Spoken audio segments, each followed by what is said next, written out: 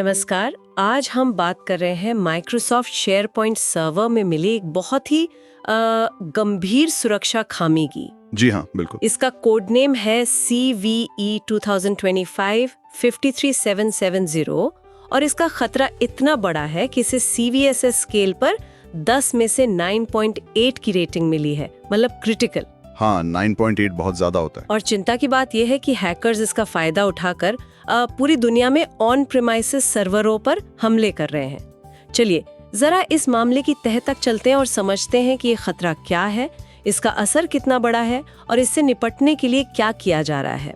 तो सबसे पहले ये CVE 2025-53770 आखिर है क्या भला और क्यों है ये इतनी खतरनाक? देखिए, ये जो खामी है ये माइक्रोसॉफ्ट शेयरपॉइंट सर्वर के उन वर्जन्स में है जो कंपनियां खुद अपने पास रखती हैं, मतलब ऑन प्रीमाइसेस। अच्छा, क्लाउड वाला नहीं, क्लाउड वाला यानी शेयरपॉइंट ऑनलाइन जो माइक्रोसॉफ्ट 365 का हिस्सा है वो सुरक्षित है।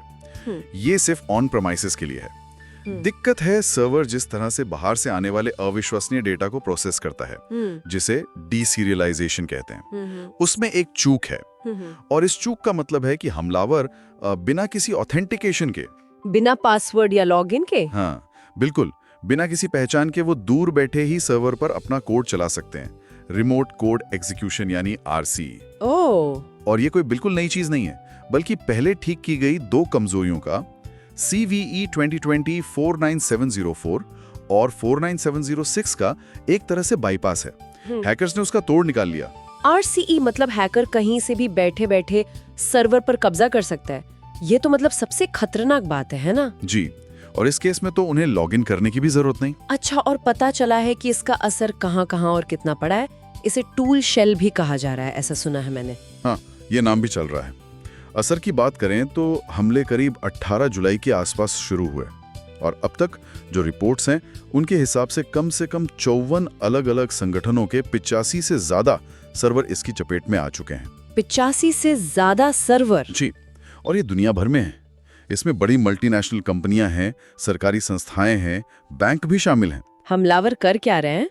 वो इस खामी का इस्तेमाल करके सर्वर पर एक वेब शेल डाल रहे हैं, एक बैकडोर कह सकते हैं। एक फाइल मिली है SP install 0.ASPX नाम की। लेकिन इससे भी ज्यादा चिंता की बात यह है कि वो सर्वर की जो गुप्त क्रिप्टोग्राफिक मशीन कीज होती हैं, वैलिडेशन की और डिक्रिप्शन की, अच्छा, उन्हें चुरा रहे हैं। अरे बाप रे, चाबियां ही चुरा ली। इसका मतलब क्या हुआ? ये तो बहुत गंभीर लग रहा है। हाँ, ये बिल्कुल वैसा ही है, समझिए जैसे घर की मास्टर चाबी की डुप्लीकेट बनवा ली हो। अब आप मेन ताला बदल भी दें, मतलब सॉफ्टवेयर पैच लगा भी दें, तो भी चोर उस डुप्लीकेट चाबी से यानी चोरी हुई की से सिस्टम में वापस घुस सकता है। तो पैच लगाने के बाद भी खतरा बना रहेगा? बिल्कुल, जब तक आप वो पुरानी चाबियां पूरी तरह से बदल ना दें, मतलब मशीन कीज को रोटेट ना कर दें। इन चोरी हुई चाबियों से वो सिस्टम में बने रह सकते हैं, वैलिड दिखने वाले नकली टोकन बना सकते हैं और नेटवर्क में एक मशीन से दूसरी मशीन तक पहुंच सकते हैं, लैटरल मूवमेंट जिसे कहते हैं। iSecurity की एक रिपोर्ट है, वो बताती है कि हमलावर बहुत तेजी से फैले हैं। अच्छा, तो जब ये सब शुरू हुआ तब तो फौरन कोई पैच था नहीं। उस वक्त माइक्रोसॉफ्ट और अमेरिका की साइबर सुरक्षा एजेंसी सीसा ने क्या सलाह दी थी? सीसा ने तो इसे अपनी ज्ञात शोषित कमजोरियों की लिस्ट में भी डाल दिया था, है ना? जी हाँ, बिल्कुल। सीसा ने इसे अपनी KV लिस्ट में डाला, जो खतरे की गंभीरता दिखाता है। उस वक्त जब पैच नहीं था तो माइक्रोसॉफ्ट की सीधी सलाह थी कि शेयरपॉइंट में एंटी मैलवेयर स्कैन इंटरफेस यानी AMS इंटीग्रेशन को चालू करें। करता है और साथ ही सभी सर्वरों पर डिफेंडर एंटीवायरस जरूर तैनात रखें और अगर किसी वजह से AMSI चालू करना मुमकिन ना हो तो फौरी तौर पर सर्वर को इंटरनेट से ही डिस्कनेक्ट कर दें।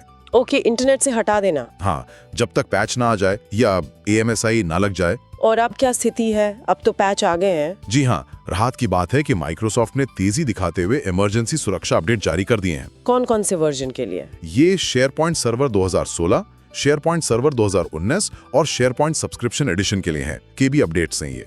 तो अब कंपनियों को क्या करना चाहिए? फौरन, मतलब बिल्कुल तुरंत इन पैचेस को इंस्टॉल करना चाहिए। लेकिन जैसा हमने पहले कहा, सिर्फ पैच लगाना काफी नहीं होगा। हाँ, वो चाबियों वाली बात। एग्जैक्टली, जिन सर्वरों पर हमले का जरा भी शक है या जो इंटरनेट से जुड़े थे, वहां ASP.NET मशीन कीज को बदलना यानी रोटेट करना बहुत जरूरी है ताकि वो चोरी हुई चाबियां बेकार हो जाए। और पता कैसे चलेगा कि हमला हुआ है या नहीं? IT टीमें कुछ चीजें चेक कर सकती हैं, जैसे सर्वर लॉग्स में spinstall 0.aspx फाइल की मौजूदगी देखना या फिर कुछ खास आईपी एड्रेस से आने वाले ट्रैफिक पर नजर रखना।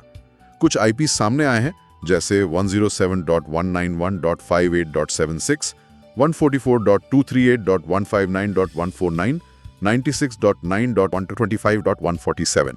इनसे कोई संदिग्ध गतिविधि तो नहीं हो रही। ये पूरी घटना क्या सिखाती है? क्या पुराने तरीके अब काम नहीं कर रहे? ये बिल्कुल साफ तौर पर दिखाता है कि जो पुराने सिक्योरिटी मॉडल थे, जैसे हम सोचते थे कि बस बाहरी दीवारों यानी नेटवर्क पेरीमीटर को मजबूत कर लो तो सब ठीक है, वो आज के एडवांस साइबर हमलों के सामने नाकाफी हैं। एक एक्सपर्ट ने तो यहाँ तक कहा है कि अगर आपका on premises SharePoint server internet से जुड़ा हुआ है तो आपको शायद ये मानकर चलना चाहिए कि उससे छेड़छाड़ हो चुकी है, एज्यूम कॉम्प्रोमाइज। बाप रे, मतलब इतना बुरा हाल? हाँ, ये एक तरह से वेकअप कॉल है। अपनी सुरक्षा स्थिति का फिर से मूल्यांकन करने का समय है। और ये चोरी हुई चाबियों का खतरा ये पैच के बाद भी बना रह सकता है अगर उन्हें ठीक से बदला ना जाए। ये दिखाता है कि हैकर्स कितनी तेजी से पैच का भी तोड़ निकाल लेते हैं या पुरानी कमजोरियों को फिर से इस्तेमाल कर लेते हैं। तो सिर्फ पैचिंग पर निर्भर रहना काफी नहीं है, हमें यह भी सोचना होगा कि डिजाइन लेवल पे ही ऐसी गलतियां बार बार क्यों सामने आ रही हैं। तो कुल मिलाकर शेयरपॉइंट की एक गंभीर खामी का दुनिया भर में फायदा उठाया गया, पर अब पैच मौजूद हैं और सबसे जरूरी कदम है तुरंत पैच लगाना और उन मशीन कीज को बदलना। जी बिल्कुल। यह घटना फिर याद दिलाती है कि साइबर सुरक्षा में एक पल की भी ढील नहीं दी जा सकती, लगातार सतर्क रहना होगा। इस जानकारी सुनने के लिए आपका बहुत बहुत धन्यवाद।